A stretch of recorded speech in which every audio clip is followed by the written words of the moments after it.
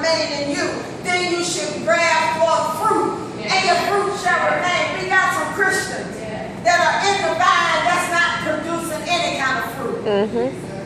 And if you're not producing fruit, you're not in the vine.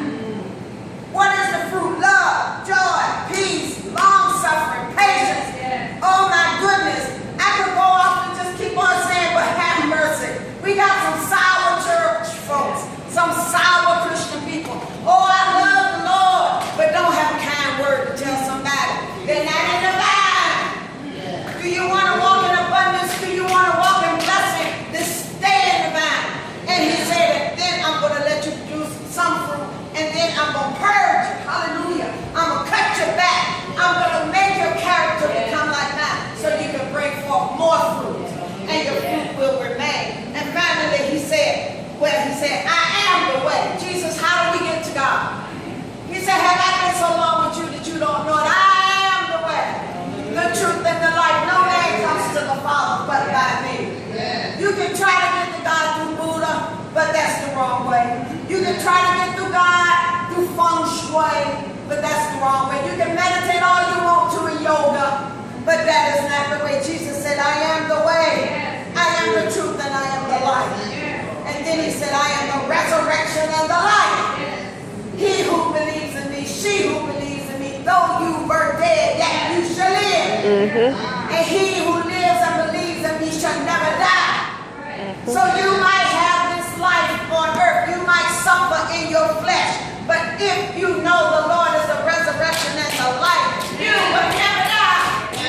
You pass from life to everlasting life. You know what, when people pass away, and if you've ever been with a Christian that passes away, it's almost like a glory comes in that room.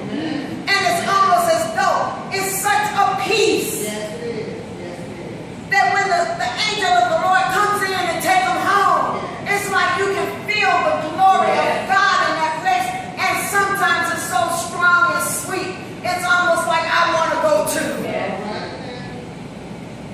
If you ever had bedside ministry to somebody who's dying, and I do that, that's some of the things I do. That's part of my ministry.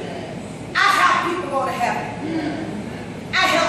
I'm a transporter. I help them go to heaven. And when they are ready, and God comes in and he just does it in such a way, you can turn your head up, and next thing you know, they're gone. You can blink your eye, and next thing you know, they're here. And they're gone. Because that's how God does it. But the glory stays on you. And the power of God stays on you. And you feel like, I should be crying now. When I was in the room with my mother, my natural mother, Phelps. And I was in the room with my mother, and they took her off of the ventilator, and they told me, say, it's gonna seem like she's breathing, but she's not.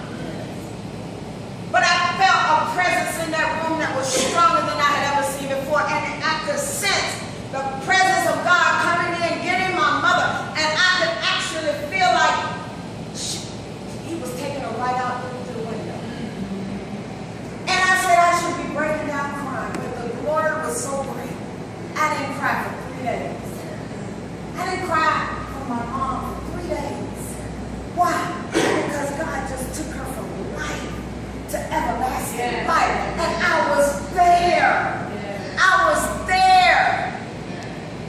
I was there when I was born. She was there with me. But when she was born again and born into the new family of God, I was there to be a witness. And that's been the most powerful thing that has ever been in my life.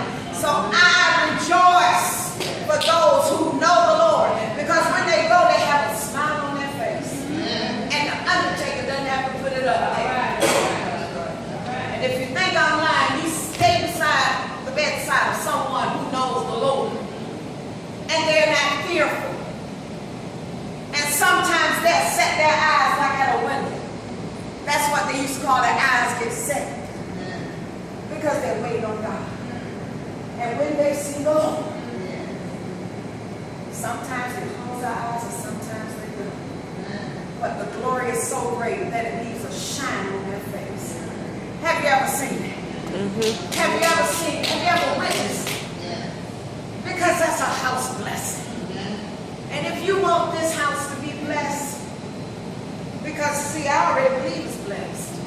God has already proven himself to me. He doesn't have to do anything. If God doesn't do anything else in this church, he's already proven to me that he's a good God. He's already proven to me that he's a God that will come and do whatever we need him to do. He's already proven to me that all we have to do is ask and faith, believe it. He does it. I don't have to be.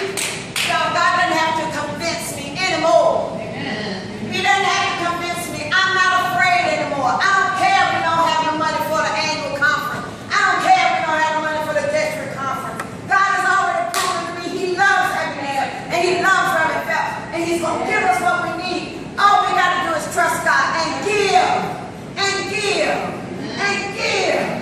And God said, if you give it to me, I'm going to give it back to you. Good measure, pressed down and taken it up. And I know he will. Okay, I'm done. I know y'all ready to go home.